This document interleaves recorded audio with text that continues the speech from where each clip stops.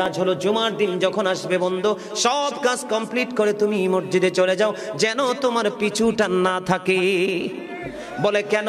আমাদের দোষের কিন্তু বন্ধু শেষ নাই। জুমার দিনে মুসল্লিরা যায় সবার পরে এবং বের হয়, ইমাম সাহেব যখন ডানে বামে সালাম ফেরায়, মনে হয় যেন বন্ধু বিশ্বযুদ্ধ শুরু হয়ে গেছে, কার আগে কে রে বার হয়ে যাবে। অথচ আমার নবীর আদর্শ নিয়ে আমি আজকে ওয়াজ করছি বন্ধু। Disturb, don't disturb me. তোমরা আমি বললে আওয়াজ দিবে, নয় তো চুপ করে আলোচনা শুনবে, কারণ আজকের সময় অত্যন্ত গুরুত্বপূর্ণ। কারণ আমি যদি 5 মিনিট সময় পাই, একটা হাদিস শোনাতে পারবো। হয়তো বা এই একটা হাদিসে আপনাদের কারো না কারো হৃদয়ে ছুঁয়ে যেতে পারে, আর এটাই আপনার জীবনের জন্য, হেদায়েতের জন্য যথেষ্ট হতে পারে। বন্ধু, মুসল্লিরা যায় রে সবার পরে, বের হয়ে আসে সবার আগে, এটা মুসলমানের কখনো চরিত্র হতে পারে না। তাকওয়া সম্পূর্ণ ব্যক্তির আদর্শ কখনো হতে পারে না। হাদিস শরীফ খুলে দেখি বন্ধু, আমার নবী বলেছেন, রে আমার উম্মত, জুমার দিন সাইয়্যিদুল আইয়াম, সব দিনের চাইতে শ্রেষ্ঠ। ঈদুল ফিতর, ঈদুল আজহার দিনের চাইতেও দামি। এই জুমার দিনের ফজিলত বরকত নিয়ে আলোচনা করলে বন্ধু রাত একটাই কভার করা যাবে না, এত বরকত এই জুমার দিনের। আমার নবী বলেছে, উম্মতের দল, জুমার দিনে কেউ যদি সবার আগে মসজিদে যায় আর সবার পরে যদি কেউ মসজিদ থেকে বের হয়, আপনি যাবেন সবার আগে, যাওয়ার আগে সুন্দর করে গোসল করবেন, উত্তম জামা, নতুন জামা পরবেন, আতর গোলাপ লাগাবেন। আপনি রাস্তা দিয়ে হেঁটে গেলে মানুষ যেন বলতে পারে যে মসজিদের মুসল্লি হেঁটে যায়। আর চারপাশ বন্ধু সুঘ্রাণে মুখরিত হয়ে যাবে।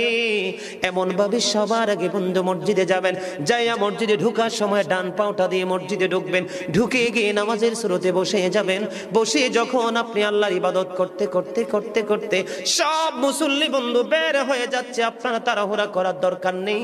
কারণ মনে রাখতে হবে, আসছি সবাই যেমনি একা একা, আবার যাব একা একা, হিসাবও দিতে হবে একা একা।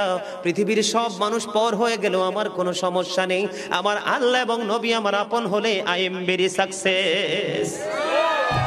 আমার নবী বলেছেন, বন্ধুরে 14 গ্রামের মানুষ বিরক্ত হইও না, আমাকে বন্ধু কেউ শত্রু মনে করো না, আমি তোমাদেরকে জাস্ট উপদেশ দিচ্ছি, মানা না মানা তোমাদের ব্যাপার।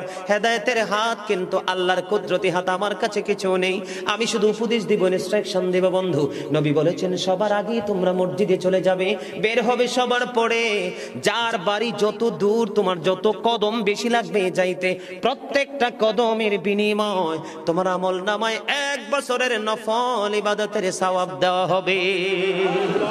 বন্ধু হৃদয় খুলে শোনো, যারা মসজিদে যাওয়ার অভ্যস্ত আছে, বেশি বেশি করে মসজিদে যাও। গাড়িতে চড়ে, অটোতে করে, রিক্সাতে করে যাও না, প্রয়োজনে 15 মিনিট আগে হেঁটে হেঁটে মসজিদে আসবে। প্রত্যেকটা কদমে কদমে তোমার গুনাহ ঝরতে থাকবে। মসজিদ থেকে রিটার্ন যখন করবে বাড়ির দিকে, প্রত্যেকটা কদমে কদমে নফল ইবাদতের সওয়াব ঢুকতে থাকবে। জোরে জোরে বন্ধু সুবহানাল্লাহ, আর জোরে সুবহান।